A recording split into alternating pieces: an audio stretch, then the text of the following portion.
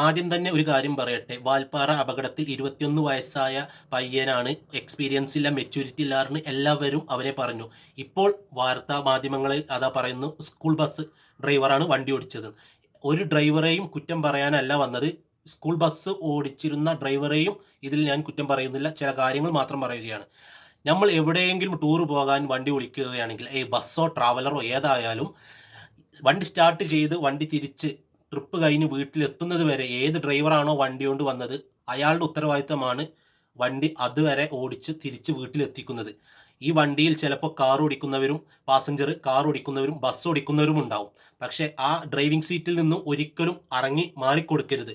ഞാൻ കുറച്ച് ഓടിച്ചോളാം എന്ന് പറഞ്ഞിട്ട്. ഈ ബസ് ഓടിക്കുന്നവർക്ക് ചിലപ്പോൾ ട്രാവലർ പിടിച്ചാൽ കിട്ടണമെന്നില്ല. ഈ സ്കൂൾ ബസ് ചുറ്റുവട്ടം ഓടിക്കുന്ന ആളാവും. ഈ എയർ പിൻ വളവും കാര്യങ്ങളും വല്ലാതെ എക്സ്പീരിയൻസ് ഉണ്ടാവില്ല. പക്ഷേ ഇന്ന് ന്യൂസിൽ വന്നത് എക്സ്പീരിയൻസ് ആയ ഡ്രൈവറാണ് ഓടിച്ചത് എന്ന്.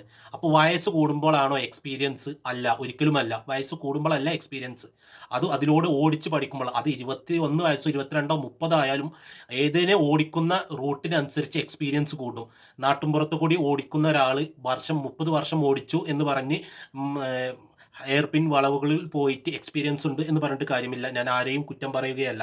അപ്പോൾ ഇവൻ്റെ ഈ 21 വയസ്സായ ഈ ഡ്രൈവറിൻ്റെ അടുത്ത് ചെറിയൊരു മിസ്റ്റേക്ക് മാത്രമേ ഉള്ളൂ വന്നിട്ട്. എന്താ മിസ്റ്റേക്ക്? അവൻ്റെ ഡ്രൈവിംഗ് സീറ്റിൽ നിന്ന് മാറിക്കൊടുത്തു. ആ ഒരു മിസ്റ്റേക്കാണ് മാത്രം വന്നിട്ടുള്ളത്. ആ ഒരു കാരണം കൊണ്ട്, ആ കാരണം എന്ന് പറയുന്നില്ല, അപകടം എപ്പോഴാ എങ്ങനെ വരാം എന്ന് അറിയില്ലല്ലോ. വണ്ടിയുടെ പ്രശ്നമാകാം. പക്ഷേ ഒരിക്കലും ഇനിയെങ്കിലും ഒരു ഡ്രൈവർ സീറ്റിൽ നിന്ന് വേറൊരാൾക്ക് മാറിക്കൊടുക്കരുത്. അത് ഡ്രൈവറുടെ ഉത്തരവാദിത്തമാണ്.